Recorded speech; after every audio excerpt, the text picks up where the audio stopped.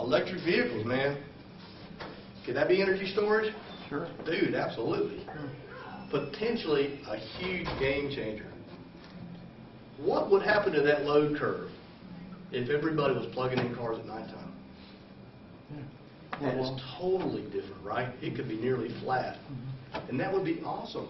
Because when we take our coal-fired plants, we back them down at nighttime, they're not very efficient. They're pushing a bunch of coal through there that's not even getting burnt fully, right? That would be fantastic. So that's a huge game changer. Now, let me tell you this thing. The Department of Energy did a study. They took every single fossil fuel burning car and said it was electric. What was the net effect on pollution? Well, it depends on where you are. No, nationwide. Oh. I would guess it would go down, but I don't know. No change. No change. All the tailpipe emissions would go to zero, but the amount of electricity that we have to produce at nighttime would do what? Go way up. Go way up. But what's the benefit of being able to do that? Well, you're putting it in one centralized facility, and you can control pollution a lot more efficiently. Exactly. So if I had to capture the emissions from every single car, it would be much more difficult than to capture it at these plants, right? It's fantastic. Here's that pumped hydro. It's an awesome kind of thing. You think it's crazy, but it's not. You got two reservoirs at two different elevations. During the daytime, you take the water from the upper reservoir, you go through a hydroelectric dam, make electricity, and you fill the reservoir at the bottom.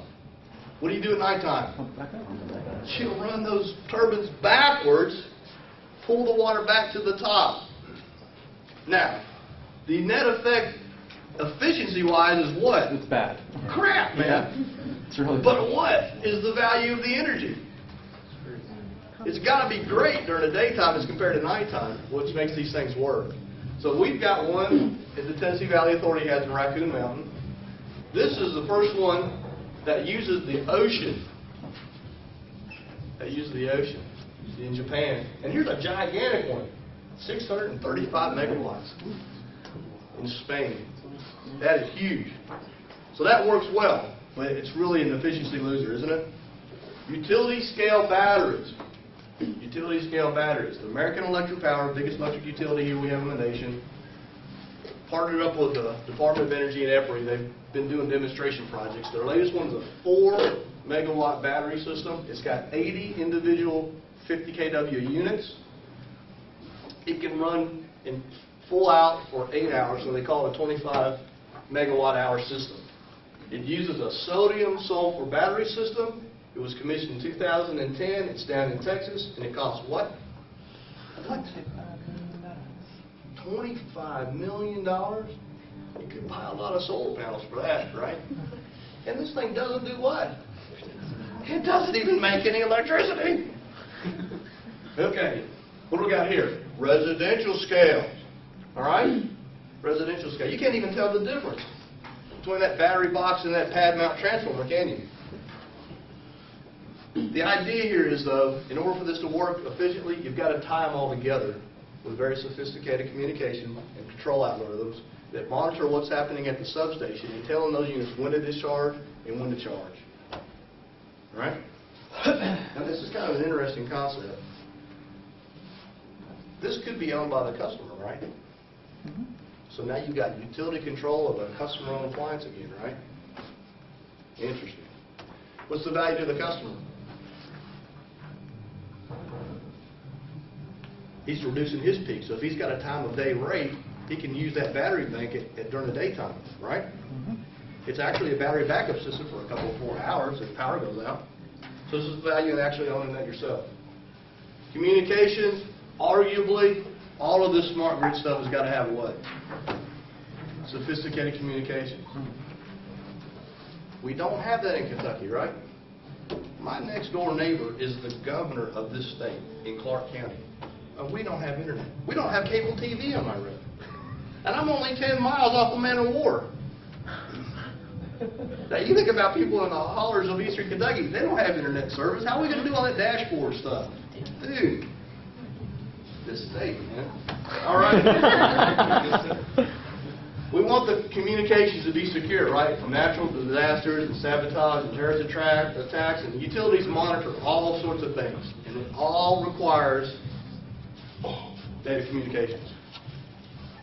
As often as every 2 seconds. Here's some of the stuff we use. We use digital microwave, fiber optics, we use phone lines, radio, satellite, paging systems. We actually use the internet with virtual private networks.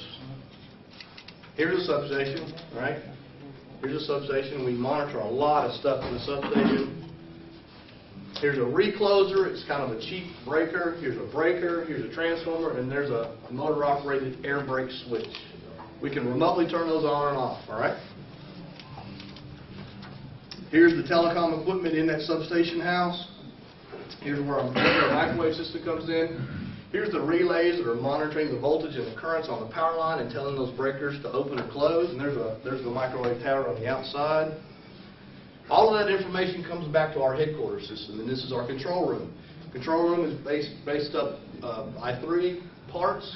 It's got the consoles for the operators. It's got a map board, and the computer system is in the back. And you guys are more than welcome to come take a tour of my utility anytime. Here's the computer system in the back. It does a lot of sophisticated algorithms to balance power with generation, if you will, and do it the cheapest way it can. We schedule loads, we do load forecasting, and we have to have a redundant system off-site. Why? Power outages. For a terrorist attack, right? Since 9/11 happened, we had to do that. So we used to have 2 computer systems. They run parallel. They're all taking in the same data. One was on this side of the room, one was on that side of the room. It was on A and B. So if something happened to A, flip over to B, and B was populated. Something happened to B, flip back over to A. When we were told to do this, we had an off-site system. What would you think you would do? What would you do if you were told you had to have an off-site system? Take B and move it. Who said that? All right, you can take B and move it. In my opinion, we should have built a new C, right? But we moved it. We moved it 20 miles on the other side of the county. So instead of having a 20-foot cord, we got a 20-mile cord. Now, if something goes wrong with that cord, they're not both getting the data. So I thought that was kind of stupid. Here's the map board. This shows you that particular substation I showed you was Bullitt County. Here it is represented on the map board. And here are all the power lines that go in and out of that. Here is the one-line diagram for that same substation. All right? This is the bus working, and these are all the power lines going out. Every one of those breakers is shown with a box right there. So, with a touch of a button, I can put it on that square box and I can open or close a breaker. All right? You can do all that stuff remotely. The idea with the smart grid is what, though? This should do it automatically, right? So, one of those pieces of equipment was a transformer. Let's monitor what's happening inside a transformer. Transformers are full of oil. All right? It's for insulation and to keep the thing cool because it's pulling a lot of current through it, right? Internal problems in that transformer are hard to see, right? It's behind a metal case. You can't see what's happening on the inside. But there might be some gases developed in that oil. So traditionally what we've been doing is we take a sample by hand, we send a guy from the lab, he goes, draws a sample of oil, and he does an analysis on it and sees what kind of gases are in there. And it could be as few as part as every 2 years. So if you had a problem, you could miss it by 2 years, right? This thing is going to do, you could do this online more often than that, right? So you're kind of being a little bit more proactive, right? You're trying to monitor it while you're going along, preempt some trouble, and extend the life of the transformer, because arguably it's the most expensive piece of power delivery equipment. Automatic monitoring requires no personnel. It's performed on-site. You can set alarms and triggers. You can sample every 15 minutes if you want to. It looks at 8 different gases, and it's updated to a website every night. So when you get to work in the morning, if you want to log on that website, you can see what all your transformer gases are. Here's one big transformer at one of my big power plants. It goes from 138,000 volts up to 345,000 volts. It was installed in the 1970s. I installed a monitor on it, but guess what? It failed. It failed. So some stuff, good intentions don't always work. So on the top right corner, can you see how that just blew out? Yeah. It just blew out. And look down here. This is where it is.